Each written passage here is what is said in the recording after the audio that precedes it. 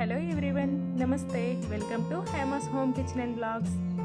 ఈరోజు కేవలం 10 నిమిషాల్లో చాలా రుచిగా మెత్తగా నోట్లో వేస్తే కరిగిపోయే సేమియా కేసరిని ఎలా చేయాలో చూపిస్తాను. దేవునికి నైవేద్యంగా పెట్టడానికైనా లేదా ఇంటికి ఎవరైనా గెస్ట్లు వచ్చేటప్పుడు స్వీట్ ఏదైనా చేసి పెట్టాలన్నా ఈ సేమియా కేసరి పర్ఫెక్ట్గా ఉంటుంది. చిన్న చిన్న టిప్స్తో ఈ సేమియా కేసరిని ఎలా తయారు చేసుకోవాలో ఇప్పుడు చూద్దాం.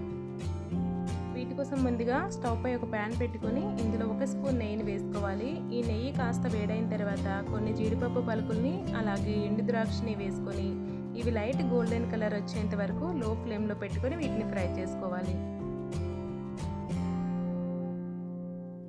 ఇలా ఫ్రై చేసుకున్న జీడిపప్పు ఎండు ద్రాక్షని ఒక బౌల్లోకి తీసుకోవాలి.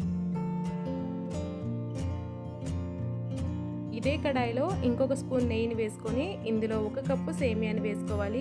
ఈ కేసరికి ఫ్రైడ్ సేమియాని యూస్ చేయొద్దు. ఇలా పచ్చి సేమియాని తీసుకొని వీటిని గోల్డెన్ కలర్ వచ్చేంత వరకు నిదానంగా కలుపుకుంటూ ఫ్రై చేసుకోవాలి. ఈ సేమియాని ఫ్రై చేసుకునేటప్పుడు మంటని లో టు మీడియం ఫ్లేమ్లో పెట్టుకుని ఫ్రై చేసుకోవాలి. లేదంటే కింద సేమియా అంతా మాడిపోతుంది, పైనంతా పచ్చి పచ్చిగా ఉండిపోతుంది. అందుకనే ఇలా కలుపుకుంటూనే నిదానంగా మంచి కలర్ వచ్చేంత వరకు ఫ్రై చేసుకోండి. ఇలా ఫ్రై చేసుకున్న సేమియాని ఒక ప్లేట్లోకి తీసుకోవాలి. తర్వాత ఇదే కడాయిని స్టవ్ పై పెట్టుకొని ఇందులో 1/4 కప్పు నీళ్ళను పోసుకోవాలి. నేను తీసుకున్న 1 కప్పు సేమియాకి ఈ 1/4 కప్పు నీళ్లు కరెక్ట్గా సరిపోతాయి. సేమియా కేసరి మంచి కలర్ రావడం కోసం చిటికెడు ఆరెంజ్ ఫుడ్ కలర్ వేసుకుంటున్నాను. ఇది ఆప్షనల్ అండి, వేసుకోకపోయినా పర్లేదు. వీటి ప్లేస్లో కుంకుమ పువ్వునైనా వేసుకోవచ్చు, లేదంటే స్కిప్ చేసేయండి. ఇప్పుడు ఈ నీటిని కాస్త మరగనివ్వాలి.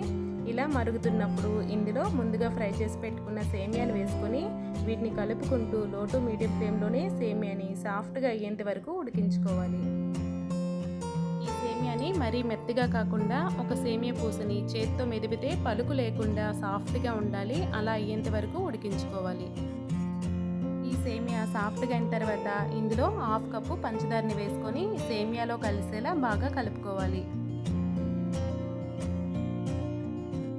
పంచదార అంతా కరిగి సేమియా మళ్ళీ పలుచుగా అవుతుంది. ఇప్పుడు వీటిని ఇలా నెమ్మదిగా కలుపుకుంటూనే కాస్త తిక్కుగా అయ్యేంత వరకు ఉడికించుకోవాలి. ఇలా సేమియా అంతా కాస్త తిక్కుగా అయిన తర్వాత ఇందులో 1/2 టీ స్పూన్ యాలకుల పొడిని అలాగే ముందుగా ఫ్రై చేసి పెట్టుకున్న జీడిపప్పు కిస్మిస్లను వేసుకుని మిక్స్ చేసుకోవాలి. ఈ సేమియా కేసరి చేసుకునేటప్పుడు పంచదార వేసుకోకముందే సేమియాని పలుకు లేకుండా సాఫ్ట్గా ఉడికించుకోవాలి. పంచదార వేశాక ఎంత ఉడికించినా కానీ సేమియా గట్టిగానే ఉంటుంది. అలాగే మీరు తీసుకునే సేమియా క్వాంటిటీకి తగ్గట్టు కరెక్ట్గా నీళ్ళు పోసుకొని లో టు మీడియం ఫ్లేమ్లో ఉడికిస్తే సేమియా పర్ఫెక్ట్గా ఉడుకుతుంది. ఈ చిన్న చిన్న టిప్స్తో సేమియా కేసరి చేసి చూడండి, పర్ఫెక్ట్గా వస్తుంది. వీడియో నచ్చితే లైక్ చేయండి. మరిన్ని సింపుల్ అండ్ టేస్టీ రెసిపీస్ కోసం ఛానల్ని సబ్స్క్రైబ్ చేసుకోండి.